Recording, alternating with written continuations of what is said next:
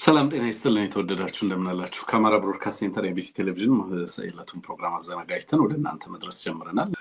ፕሮግራማችን መድረስ ይጀምራል። አብይ አህመድ የዛሬ 4 ቀን ወደ ሱሉልታ አቅንቶ ነበር። ሱሉልታ ከኦሮሞ አባቶች እና ሀገር ሽማግሌዎች ጋርም እንደዚሁ ተገናኝቶ ነበር። በነዛ አካባቢዎች ላይ ምሽግ እንዲቆፈር ትዕዛዝ አስተላልፈዋል። በተለያዩ አካባቢዎች ላይ ምሽግ ቁፋሮ እንቅስቃሴ ተጀምሯል ማለት ነው። ኦህዴድ በሁሉም አቅጣጫ የጣለው ድስት እያረረ ሀገሪቱ በብዙ አቅጣጫ ብዙ አይነት ውጥረት ውስጥ ነው ያለችው። በቀጥታ ወደ አምባሰል ተራሮች ነው የምናልፈው። አንሙት የአምባሰል ሰንሰለታማ ተራሮች እጅን ካፍ የሚያስጭን ገድል ፈጽሟል ነው የሚለው ከፋኖ የተላከልን መልእክት መረጃ የሚናገረው። እንግዲህ የአገዛዙ የ36ኛ ክፍለ ጦር 5ኛ ሬጅመንት ላይ ወይም 5ኛ ሻለቃ ላይ 3ኛ እና 4ኛ ሻምበሎች እንዲሁም የክፍለ ጦር ሙሉ ቃኝ የክፍለ ጦሯ ቃኝ ሙሉ በሙሉ ተደምስሰዋል የሚል ነው የተላከልን መረጃ የሚያሳየው። እንግዲህ በአንድ በዘገባ ላይ ታስታውሳለህ፣ ላስታ ላይ የተጓዘ የውጭ ጋዜጠኛ ከሞላ ጎደል 100 ኪሎ ሜትር ነፃ ቀጠና ሲያካልል በፋኖ ቁጥጥር ስር ያለ ነፃ ቀጠና ሆኖ ያንን ሲጠቅስልን እንደነበረ ታስታውሳለህና አሁንም ሌሎች የላስታ ብቻ ሳይሆን አሁን ደግሞ ወደ አምባሰል ሰንሰለታማ ተራሮች መጥቶ ያገዛዙ ኃይል ከዚህ አካባቢ እንግዲህ የተገፋ መሆኑን የሚያሳይ ነው የተላከልን መረጃ። በጣም በርካታ የቡድን መሳሪያዎች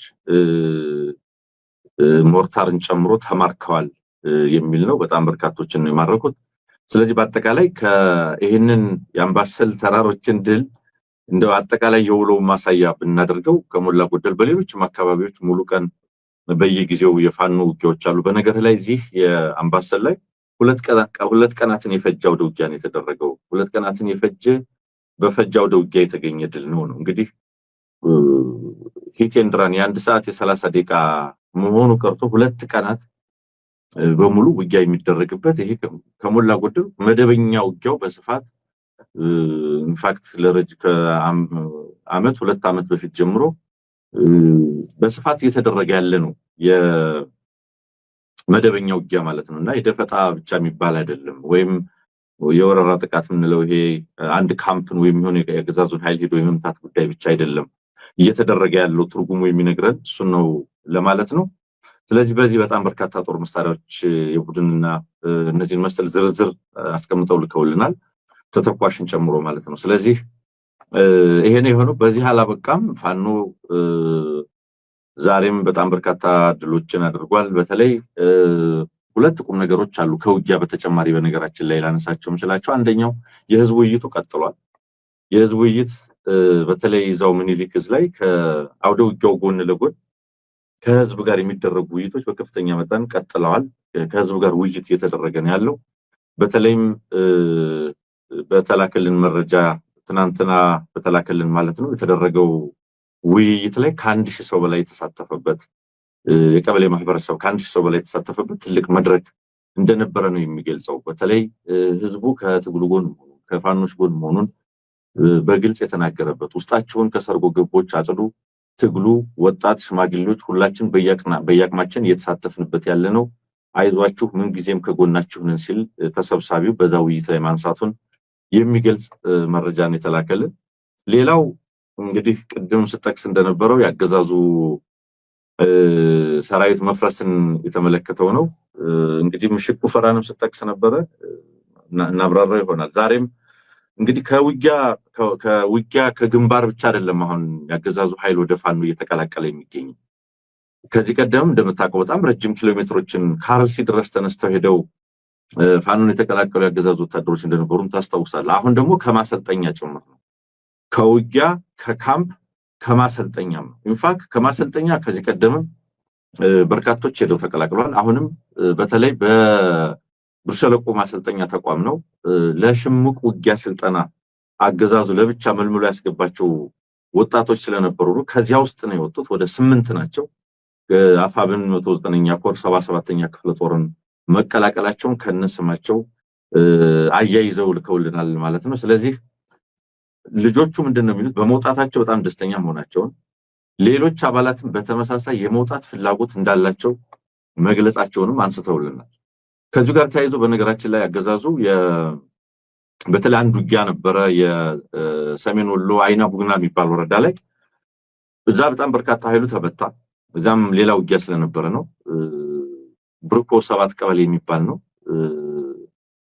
የሚንቀሳቀሰው ማለት ነው የፋኖ ኃይል። ስለዚህ ከዚያ ካገዛዙ ኃይል ጋር ውጊያ ተገባ። በርካታ ኃይሎቹ ሙትና ቁስለኛ ሆኑ። በመቀጠል ያደረገው ምንድነው?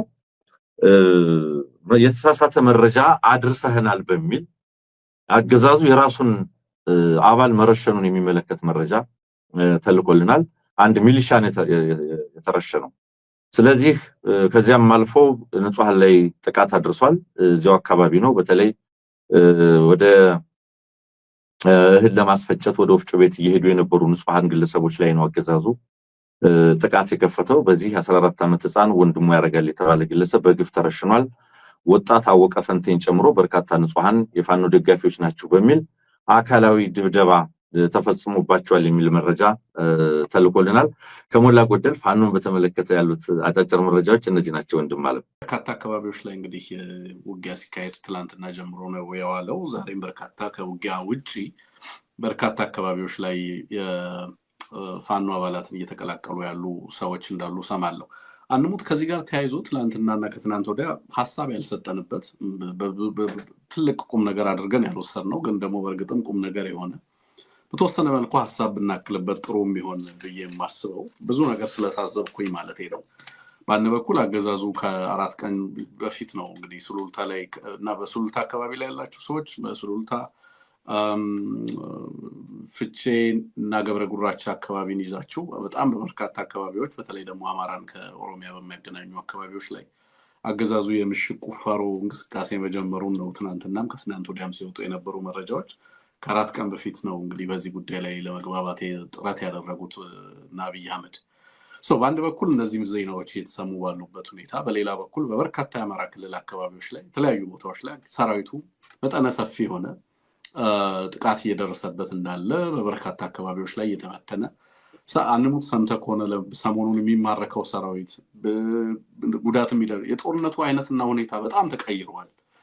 በፊት በተለያየ አካባቢ ላይ እንቅስቃሴ ሲያደርግ በደፈጣ ምናምን ነበር እንደዚህ አይነት እንቅስቃሴ ሲያደርግ የእንቅስቃሴውን የማስተጓጎል አይነት እርምጃ ነበር ፋኖች ይወስዱ የነበረው። አሁን ጦርነቱ ከዛ አይነት መልኩም አይነቱም የተቀየረ ይመስላል። በጣም በርካታ ኃይል ነው ባንድ የሚደመሰሰው።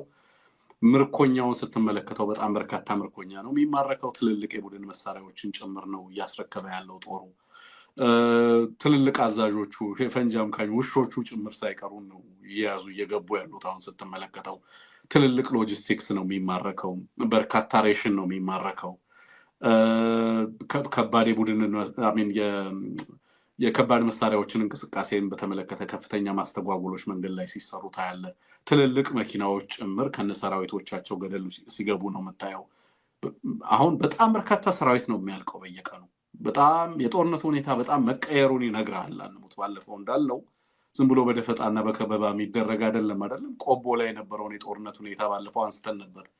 ለበርካታ ቀናቶች 7 ቀን በተከታታይ የተደረገ ውጊያ ነበር የነበረው።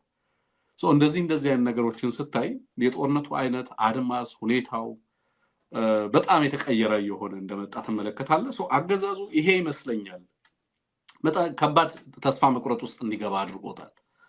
በሰራዊቱ ላይ መተማመን የማይችልበት ደረጃ ላይ ደርሷል። በነገራችን ከሱዳንና ከትግራይ ኃይሎች ጋር ጦርነት መጀመር የማይችልበት ደረጃ ነው ያለው። ቢያንስ እስከ ጁን 1 ድረስ በእኛ እምነት ጦርነት አያደርግም ያገዛዝ የሚል ነገር ባነሳን በማግስቱ ነው ጅቡቲ ላይ ከሱዳን ተወካዮች ጋር እንዲያነጋግሩት የጅቡቲ ባለስልጣናትን ሽምግልና ሲልክ የነበረው አብይ አህመድ።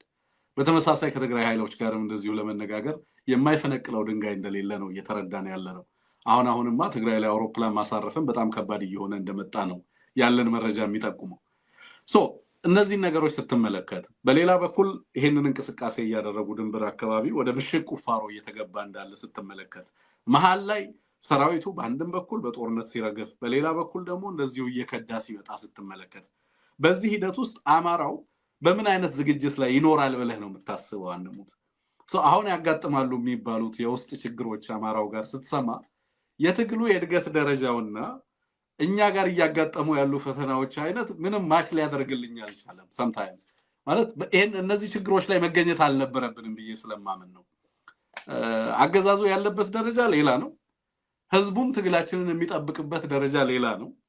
እኛ ደግሞ የሚያጋጥሙን ፈተናዎች ደግሞ አንዳንዴ በጣም የሚያስቁም ስለሚሆኑ ባይዘው ስለማይመጥኑ ማውራትም ተገቢ ነው ብዬ አላምንም። ምክንያቱም እንደሚቀረፉ ስለማቅ ትንንሽ ጉዳዮች ናቸው አውቃለሁ። ግን እነዛም ቢሆኑ ለጠላት ምን ማለት እንደሆኑ ትመለከታለህ። ደግሞ እንዴት አጀንዳ ተደርገው በምን ያህል ልክ የአማራውን ትግልና የአማራን ትግል ለማፍረስና ለማጥቃት ደግሞ በሚዲያውም በምኑም ሲራገብ ስትመለከተው ይሄ ትግል በእኛ እጅ እንዳለ ይሄን ትግል ማጥፋትም ማልማትም ከተፈለገ በአማራው እጅ እንዳለ ሙሉ ለሙሉ በትክክል የምትገነዘብበት ነው ብዬ ነው የማስበው።